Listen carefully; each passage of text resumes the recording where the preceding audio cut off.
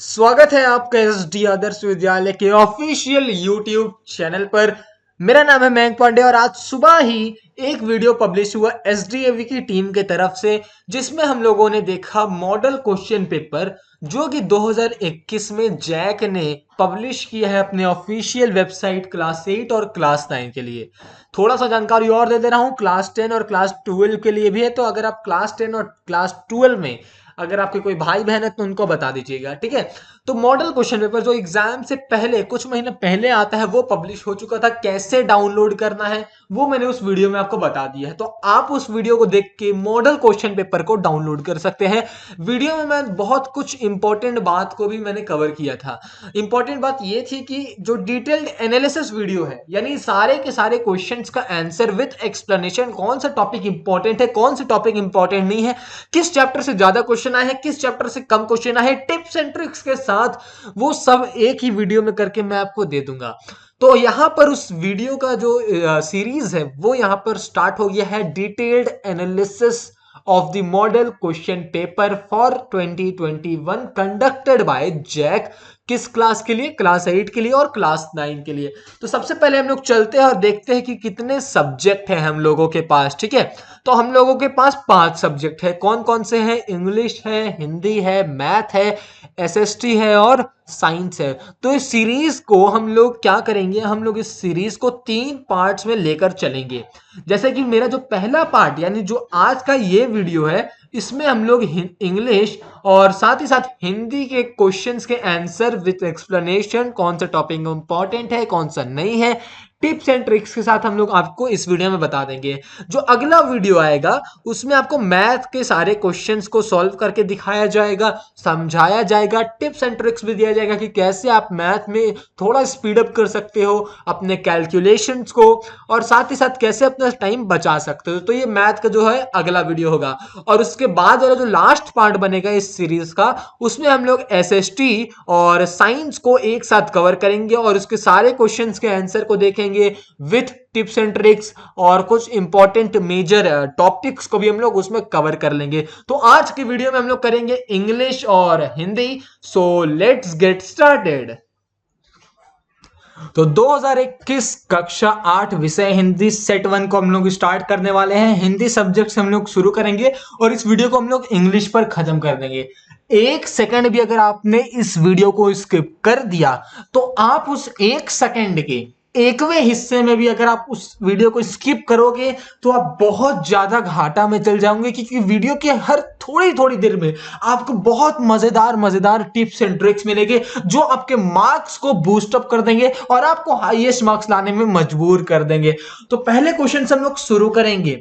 निम्नलिखित गद्यांश को ध्यान पूर्वक आपको पढ़ना है, ठीक है, एकदम केयरफुली पढ़ना है। तो चलिए पढ़ लेते हैं, लेकिन देखते हैं आगे क्या लिखा हुआ है। और पढ़कर प्रश्न संख्या 1, 2 और 3 के उत्तर को आपको सही विकल्प चुनकर लिख देना है।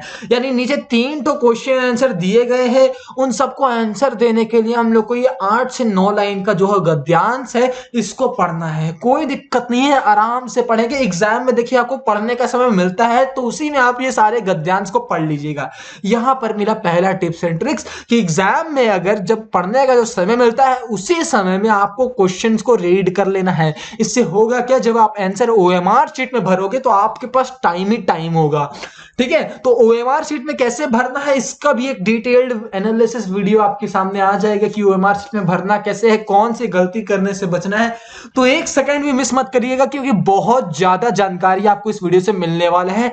तो शुरू करते हैं पहले पैराग्राफ से। वर्ष 1966 की किसी सुबह, यानी 1966 की किसी सुबह, जब छेनी हथौड़ा लेकर दशरथ मांझी, ठीक है, दशरथ मांझी अपने गांव के पास स्थित पहाड़ के पास पहुंचे तो बहुत कम लोगों को इस बात का पता था कि इस व्यक्ति ने अपने दिल में क्या ठान लिया है। मजदूरी और कभी कभार इधर उधर के काम करने वाले दशरथ मांझी ने जब पहाड़ पर छेनी हथौड़ा चलाना शुरू किया तो आने जाने वाले राहगीरों के लिए ही नहीं, गांव के लोगों के लिए भी वह वरन हंसी का एक पात्र बन गए थे। जीवन संगनी फागुनी देवी का समय पर इलाज ना करा पाने से उसे खोद चुके दशरथ मांझी को इससे कोई फर्क नहीं पड़ा। धुन के पक्के दशरथ की अथक मेहनत 22 साल बाद तब रंग लाई जब उस पहाड़ से एक रास्ता दूसरे गांव के लिए निकल आया। तो अब ये जो पहला पैराग्राफ था, इसका हम लोग को 3 ठो जो क्वेश्चन है नीचे दिया गया है ये वाला, इसको अब हम लोग को सॉल्व करना है। कोई बात नहीं, पैराग्राफ हम लोगों ने पढ़ लिया है तो हम लोग आराम से इसको सॉल्व करेंगे, कोई भी जल्दबाजी या दिक्कत हम लोग को नहीं है।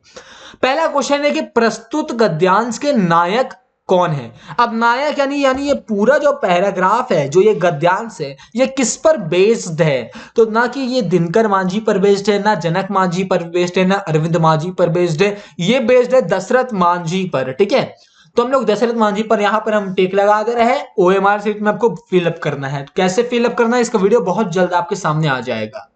जो दूसरा क्वेश्चन है वो है कि दशरथ मांझी की जीवन साथी कौन थी, यानी उनकी जो धर्म पत्नी थी वो कौन थी। तो यहां पर दिया गया है कि जीवन संगनी फागुनी देवी। ठीक है, तो हम लोग के यहाँ पे फागुनी देवी जो ऑप्शन है, इस पर हम लोग सही कभी इसमें निशान लगा दे रहे हैं, ओएमआर शीट में फिल करना है। तीसरा क्वेश्चन है कि दशरथ मांझी की मेहनत कितने साल बाद रंग लाई। तो हम लोगों ने यहां पर पढ़ा कि उनकी जो मेहनत थी वो 22 साल बाद रंग लाई, तो हम लोग को 22 साल पर टिक लगा देना है। इसी के साथ आपके पास आ चुके हैं कितने अंक, हम लोगों ने 3 का जवाब दे दिया है।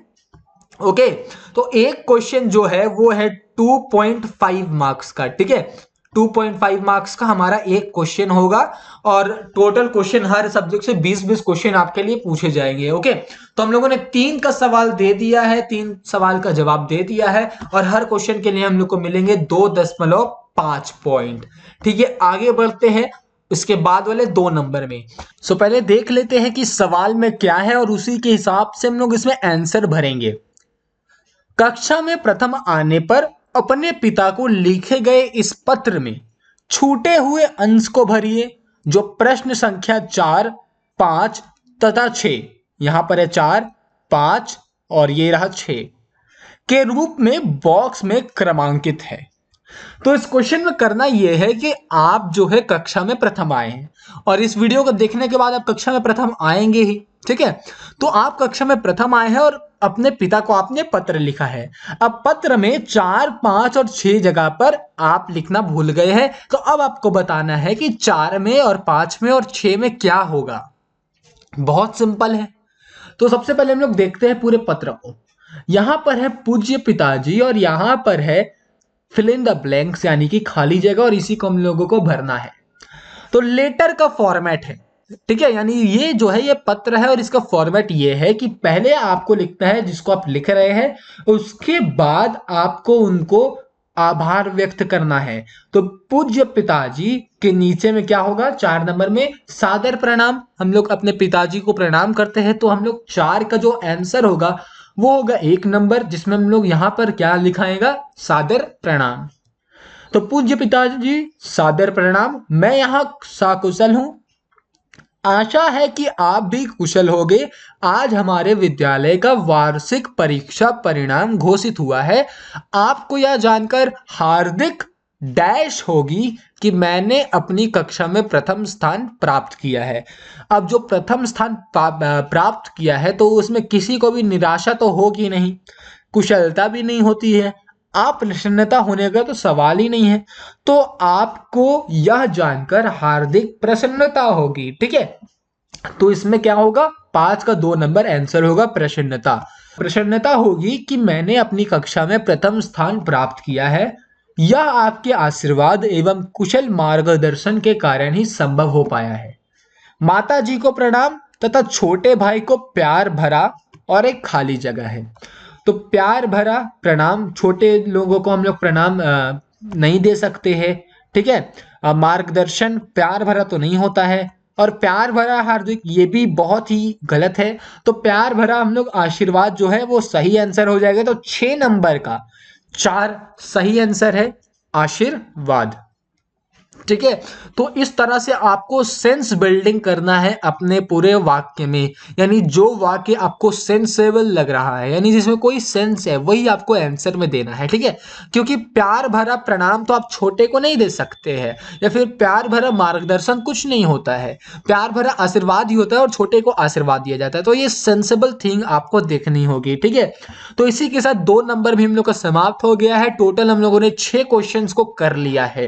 क्वेश्चन नंबर 3 में आते हैं और देखते हैं क्वेश्चन नंबर 3 क्या है। तो क्वेश्चन नंबर 3 भी पहले जैसा ही है, पहले क्वेश्चन जैसा है। इसमें आपको नीचे लिखे हुए गद्यांश को पढ़कर प्रश्न संख्या 7 और 8 के उत्तर सही विकल्प चुनकर देना है। ठीक है, तो सबसे पहले हम लोग आते हैं गद्यांश को पढ़ते हैं, फिर 7 और 8 ये जो 2 क्वेश्चन है इसको हम लोग सॉल्व करेंगे। तो मनुष्य एक सामाजिक प्राणी है, इसलिए वह एकता की कल्पना करता है। एकता मनुष्य जीवन के लिए अनिवार्य है। परिवार को सुखी बनाने के लिए लोगों में एकता चाहिए। समाज को खुशहाल करने के लिए सभी जातियों, संप्रदायों और वर्गों में एकता चाहिए, और देश को आजाद बनाए रखने के लिए देशवासियों में एकता चाहिए। इस प्रकार परिवार, समाज और देश को हर तरह से सुखी और भरा पूरा बनाए रखने के लिए सभी लोगों में एकता आवश्यक है।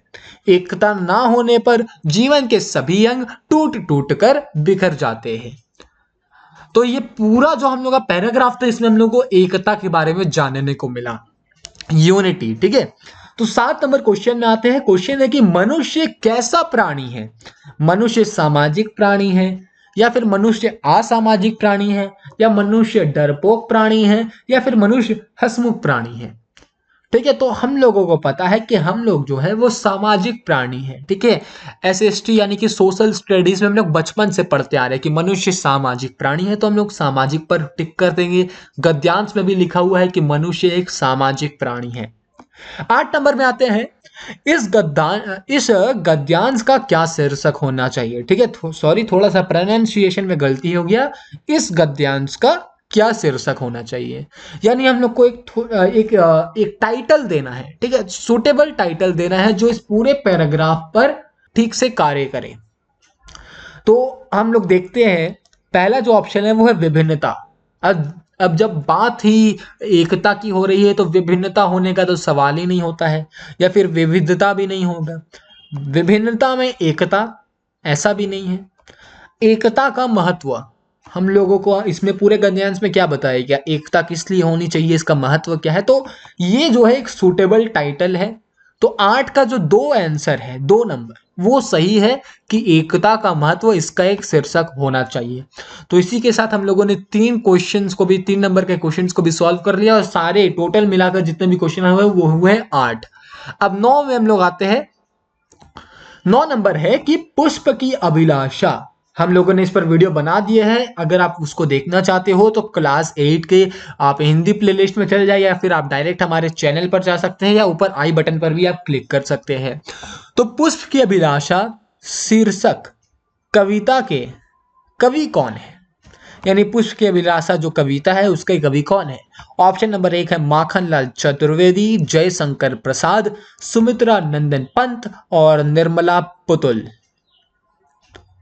तो हम लोगों को पता है कि इसका जो आंसर होगा वो माखनलाल चतुर्वेदी होगा। आपने हो सकता है वीडियो देखा हो या फिर आप बुक पढ़े हो। ओके, तो अगर आपने वीडियो नहीं देखा तो आप जाकर वहां पर भी उस वीडियो को देख सकते हैं। उसमें पोएम समझाया गया है, फिर उसका एक्सप्लेनेशन किया गया है, भावार्थ बताया गया है, साथ ही साथ क्वेश्चन आंसर भी दिया गया है। 10 नंबर में आते हैं। छोटा जादूगर के चरित्र की मुख्य विशेषता थी। छोटा जादूगर एनिमेटेड वीडियो हम लोगों ने बनाया है। ठीक है, पूरा एनिमेटेड वीडियो है, 3D एनिमेशन वीडियो है। आप जाकर इस वीडियो को देखिएगा, ये बहुत ही मजेदार वीडियो है। एक बार आपका रिकैप्सुलेशन भी हो जाएगा, रिवीजन भी हो जाएगा, और बहुत मजा आएगा क्योंकि ये एक एनिमेटेड वीडियो है। ओके, तो छोटा जादूगर के चरित्र की मुख्य विशेषता थी। ऑप्शन 4 है। पहला देशभक्त, हाँ हम लोगों ने पढ़ा वो देशभक्त था। दूसरा है मातृभक्त, ये भी हम लोगों ने पढ़ा, हाँ वो मातृभक्त भी था। तीसरा स्वाभिमानी, जी बिल्कुल वो स्वाभिमानी भी था। और चौथा है उपरोक्त सभी, यानी ऊपर जितना भी ऑप्शन दिया गया है सभी। तो सब में हाँ हाँ बैठ रहे हैं, तो 4 नंबर सही है। आपको बिना देखे 4 पर टिक कर देना है। नहीं, 4 पर टिक नहीं करना, वैसे ओएमआर शीट में भरना है। ठीक है, तो ओएमआर शीट कैसे भरना है उसका वीडियो बहुत जल्द आ जाएगा। ओके, आगे बढ़ते हैं क्वेश्चन नंबर 11 की तरफ। मित्रों के चुनाव के तरीकों पर उसके जीवन की क्या निर्भर हो जाती है? तो पहला ऑप्शन है सफलता, दूसरा ऑप्शन है अच्छाई, नहीं सॉरी, दूसरा ऑप्शन है असफलता, तीसरा अच्छाई और चौथा बुराई। तो इसका जो सही आंसर है वो है सफलता। 12वां क्वेश्चन पर आते हैं, चैप्टर नहीं सॉरी। पथ पर चलने के पहले किस चीज की पहचान कर लेनी चाहिए? ठीक है, तो ये हम लोगों ने पोएम का भी इस वीडियो का हम लोगों ने डाल दिया है। ठीक है, पथ की पहचान, तो इसमें लाइन ही है कि पूर्व चलने के बटोही बाट की पहचान कर ले। तो परेशानियों की हम लोग को पहचान नहीं करनी है, सफलता की भी नहीं करनी है, नक्शे की भी नहीं करनी है, बाट की करनी है। तो जो दूसरा ऑप्शन है ये सही है। वीडियो इसका भी गया हुआ है, आप इसके भी वीडियो को देख सकते हैं। हमारे हिंदी प्लेलिस्ट में चले जाइए, हिंदी के जितने भी वीडियो है आपको वहीं पर मिल जाएंगे। 13 नंबर में आते हैं, पद्मा ने सम्राट अशोक को जीवित क्यों छोड़ दिया? कहानी में यह हुआ था कि सम्राट अशोक बोले हम तो हाथ नहीं उठाएंगे स्त्रियों में, तो पद्मा के पास चांस था सम्राट अशोक को मारने का, तो उन्होंने फिर उनको जीवित क्यों छोड़ दिया? तो ऑप्शन है कि अशोक का हृदय परिवर्तित हो चुका था, अशोक डर गए थे, पद्मा युद्ध नहीं चाहती थी, उपरोक्त कोई नहीं। तो आंसर सही ये होगा कि अशोक का जो है हृदय परिवर्तित हो गया था, यानी अब वो लड़ाई झगड़ा नहीं चाहते थे। 14 प्रश्न में आते हैं, 14 नंबर पे आते हैं, डायन प्रथा किस बात का सूचक है? ऑप्शन हम लोग के पास है, पहला सामाजिक कुप्रथा, यानी कि डायन प्रथा जो हम लोग का जो चैप्टर है वो इसका सूचक है। जी बिल्कुल, एक सामाजिक कुप्रथा है डायन। दूसरा सामाजिक प्रगति, तो मुझे नहीं लगता कि 2 नंबर सही आंसर है, क्योंकि डायन प्रथा कहीं से भी समाज में प्रगति तो नहीं लाती है। तीसरा अंधविश्वास, हाँ ये है, अंधविश्वास भी है डायन प्रथा। तो मेरे ख्याल से पहला और तीसरा दोनों है। ऑप्शन नंबर 4 में देखते हैं क्या है, पहला एवं दूसरा। अरे तो इसमें क्या होगा, यहाँ पे जो दूसरा लिखा गया है ये हो गया है मिसप्रिंट, तो हम लोग इसको यहां से करेंगे क्रॉस, और यहां पर हम लोग पहला एवं तीसरा एक नया ऑप्शन हम लोग क्रिएट करेंगे, क्योंकि वहां पर मिसप्रिंट हो गया था, और इस पर हम लोग सही कर देंगे। यानी कि डायन प्रथा सामाजिक कुप्रथा का भी सूचक है, अंधविश्वास का भी सूचक है। 15 नंबर में आते हैं, वीर जननी का पुरस्कार किसे दिया गया है? तो हम लोगों ने पढ़ा है कि वीर जननी का जो पुरस्कार है वो श्रीमती सुब्रमण्यम को दिया गया है। अब हम लोग आते हैं 16 नंबर से, यहां से ग्रामर के क्वेश्चन स्टार्ट हो गए हैं। ठीक है, टोटल 5 क्वेश्चन है ग्रामर के, 16, 17, 18, 19, 20। ओके, तो ग्रामर के 5 क्वेश्चन देख लेते हैं इन सारे क्वेश्चंस को। उचित मुहावरा भरे, मिठाइयां देखकर राजेश के डैश भर आया। तो मिठाई को देखकर किसी के भी मुंह में पानी ही भर आता है, तो मुंह में पानी भर आना सही आंसर होगा। 17 नंबर, घर का उचित पर्यायवाची होगा नभ। क्या घर का पर्यायवाची नभ होगा? नहीं होगा, क्योंकि नभ बादल का पर्यायवाची है। कमल भी नहीं होगा, अनल मतलब तो आग होता है। तो घर का जो उचित पर्यायवाची है वो होगा सदन, क्योंकि घर को हम लोग सदन भी कहते हैं, सदन इसका पर्यायवाची शब्द है। 18 नंबर में आते हैं, इत्यादि का संधि विच्छेद होगा। तो हम लोगों ने पढ़ा है ग्रामर में कि संधि विच्छेद इत्यादि का होता है इति प्लस आदि, तो 1 नंबर जो है वो सही आंसर है। 19वें क्वेश्चन में आते हैं, शुद्ध शब्द कौन है? तो हम लोग साफ साफ ये देख पा रहे हैं कि जो दूसरा है वो सही है, प्रोनाउंसिएशन के तौर पर भी, स्पेलिंग के तौर पर भी। तो हम लोग दूसरे वाले को हम लोग सही ऑप्शन में लिखेंगे।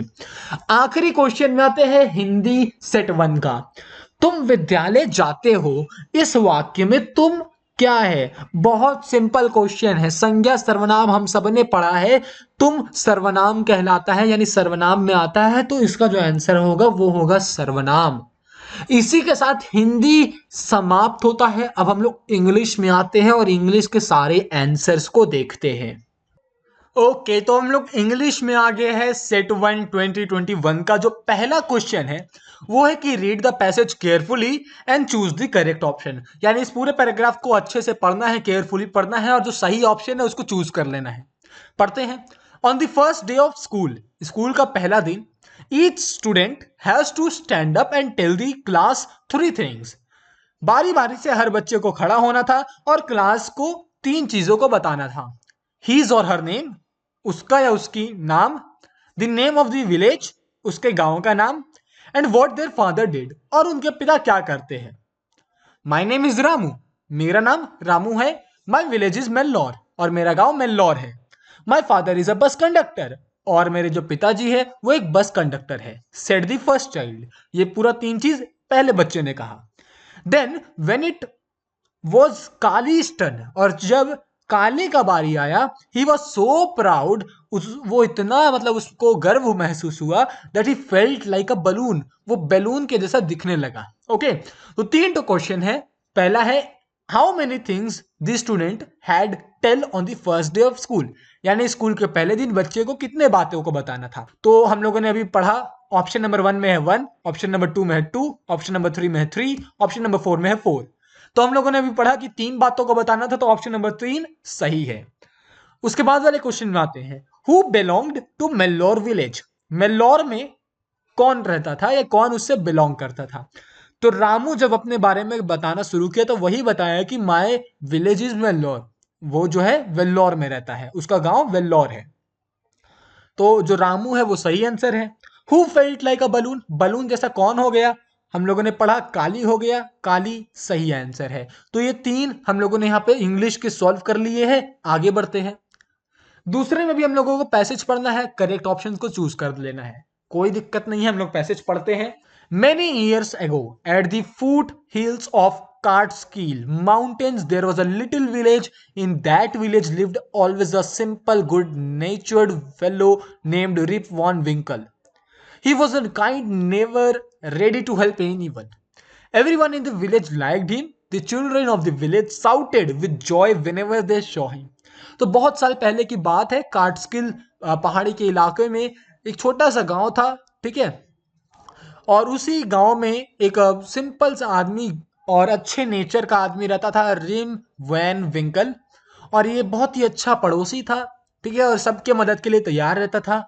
गांव के सारे लोग उसको लाइक करते थे, यानी पसंद करते थे। और जब भी विलेज के जो बच्चे थे, गांव के जो बच्चे थे, उसको देखते तो वो खुशी के मारे चिल्लाने लगते थे। ओके, तो उसके बाद 2 क्वेश्चन है, वो ये पूछ रहा है। पहला क्वेश्चन 24 नंबर कि everyone in the village liked Rip Van Winkle because he was, यानी पूरे गांव, यानी गांव कौन है, पूरा जो गांव था वो रीम वैन विंकल को क्यों लाइक करता था, क्यों पसंद करता था। तो सिंपल हम लोगों ने पढ़ा कि वो बहुत ही सिंपल साधारण था और नेचर में अच्छा था, यानी कि जो तीसरा ऑप्शन है वो सही है। Where is the village situated, जो विलेज है वो कहां पर है। तो हम लोगों ने पढ़ा कि वो कार्टस्किल माउंटेन के फुट हिल्स पर स्थित है, तो जो तीसरा ऑप्शन है इसमें भी सही है। अब हम लोग आते हैं तीसरे नंबर पे। तो जिस तरह से हिंदी में एक पत्र दिया गया था और हम लोग को फिल इन द ब्लैंक्स भरना था, उसी तरह से इंग्लिश में भी एक लेटर दिया गया है, फिल इन द ब्लैंक्स भरना है। क्वेश्चन देख लेते क्या लिखा हुआ है। Ritu wants to write an application but has forgotten to use the correct word. Ritu को लिखना था एक एप्लीकेशन, पर वो कुछ वर्ड्स को लिखना भूल गई है। Choose the options given in the questions to complete the leave application. और वो जो भी ऑप्शन है वो नीचे लेटर के नीचे दिया गया है, यानी ये वाला, इसको हम लोगों को यहाँ से चूज करना है और यहाँ पर भरना है। और ये जो एप्लीकेशन है ये एक लीव एप्लीकेशन, यानी छुट्टी मांगना है पत्र में। तो पत्र में हम लोग छुट्टी किससे मांगते हैं, अपने स्कूल के टीचर से, प्रिंसिपल से मांगते हैं। तो जो पहला ऑप्शन है 2, यानी कि इसको हम लोग पत्र दे रहे हैं, तो ऑप्शन है द प्रिंसिपल, हम लोग प्रिंसिपल से छुट्टी मानेंगे, तो the principal is the right answer. उसके बाद डैश सर, तो हम लोग हेलो सर तो अपने प्रिंसिपल को कभी नहीं बोलेंगे। क्या आप बोलेंगे अपने प्रिंसिपल को हेलो सर? नहीं। डियरेस्ट नहीं। ऑनरेबल चल सकता है। रिस्पेक्टेड ये भी हो सकता है।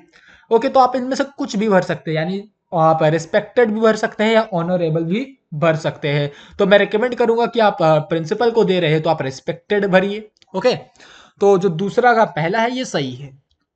लास्ट में है I therefore request you to kindly grant me leave for 2 days and oblige. Okay, और उसके बाद है एक खाली जगह। तो इसमें क्या भराएगा। अब हम लोग यहाँ पर क्या कर रहे हैं, अपने लेटर को समाप्त कर रहे हैं। तो लेटर को जो भी हम लोग समाप्त करते हैं तो हम लोग ऐसे थोड़ी लिखते हैं वेलकम, स्वागत है तो नहीं लिखते हैं, मिस यू प्रिंसिपल को बोल नहीं सकते, सी यू आपको देख लेंगे ऐसा भी हम लोग नहीं बोलते हैं, थैंक यू ये चलता है, ये सही है कि करेक्ट फॉर्मेट है, तो हम लोग लास्ट में थैंक यू ही लिखेंगे। अब हम लोग यहाँ पर आते हैं क्वेश्चन नंबर 4 में। ग्रामर यहाँ से स्टार्ट हो गया है। How many kinds of noun are there, यानी संज्ञा के कितने प्रकार होते हैं। तो संज्ञा के कितने प्रकार होते हैं, 5 प्रकार होते हैं, जो कि ऑप्शन नंबर 4 में है, तो ऑप्शन नंबर 4 सही है। Choose the synonyms of little, little यानी कि छोटा, इसका सिनोनिम्स हम लोग को बताना है, तो लिटिल छोटा, इसका पर्यायवाची शब्द तो स्मॉल ही होगा। ओके, तो 2 नंबर सही है। Right the opposite of happy, happy यानी खुश का उल्टा क्या होगा, so happy, unhappy, dilated, mooring. Unhappy is the correct answer, unhappy happy का उल्टा। Okay, 32 number, choose the interrogative sentence, इसमें से कौन सा सेंटेंस इंटरोगेटिव है। ओके, तो उसको हम लोगों को बताना है। इंटरोगेटिव मतलब जिसमें हम लोग क्वेश्चन पूछ रहे हैं। यहाँ पर साफ साफ हम लोग को एक्सक्लेमेशन मार्क्स दिख रहा है। आई एम अ बॉय, ये तो बता रहा है कि मैं लड़का हूँ। This movie is very interesting, full stop है। कैसे हुआ क्वेश्चन, ये क्वेश्चन हुआ वाई आर यू क्राइंग, तुम क्यों रो रहे हो, क्वेश्चन मार्क भी है, तो ये सही हो गया, सेंसिबल थिंग। ओके, 33 नंबर में आते हैं। Complete the sentence with the correct option, ये सेंटेंस को पूरा करना है करेक्ट ऑप्शन के साथ। दिस इज डैश एप्पल, दा लगेगा नहीं लगेगा, ए लगेगा, यहां पर हम लोग को ए दिख रहा है, ए वोवेल है, तो वोवेल के साथ ए तो नहीं लगता है, एन लगता है, तो हम लोग यहाँ पे एन लगा देंगे, this is an apple. 34 number में आते हैं। ये जो है ये आपके बुक से है। A bird had laid eggs dash the कॉर्निस, यानी ये जो हम लोगों ने पढ़ा था यही वही चैप्टर से है। ओके, तो पक्षी ने कहां पर, जो चिड़िया थे वो कहां पर अपने अंडे दिए थे, just below, near, just above, none of these. तो हम लोगों ने पढ़ा है कि कॉर्निस यानी कि छज्जे के जस्ट ऊपर में दिए थे, तो तीसरा नंबर सही है। Who wrote the poem my mother, my mother poem किसने लिखा है, तो हम लोगों ने पढ़ा था कि वो एपीजे अब्दुल कलाम ने लिखा है, उनके पोएट है, तो हम लोग 1 नंबर में टिक लगा देंगे। Which tribe did Kali belong to, Kali किस जनजाति, ट्राइब मतलब जनजाति, किस जनजाति से बिलोंग करता था, इसका भी वीडियो गया हुआ है, हम लोगों ने पढ़ा है, वो इरुला जनजाति से बिलोंग करता था। The poet wandered lonely as a, तो हम लोगों ने ये पोएम भी पढ़ा है जिसमें साफ साफ लाइन में मेंशन था कि I wandered lonely as a cloud, तो क्लाउड सही आंसर है।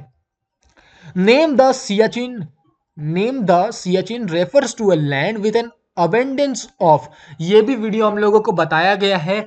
इसमें भी हम लोगों ने पढ़ा था कि जो सियाचिन है वो रोजेस यानी कि रोज यानी कि गुलाब का क्षेत्र कहा जाता है, तो रोज यहां पर होगा। Who had preached Dhamma in Bharat land, Bharat land.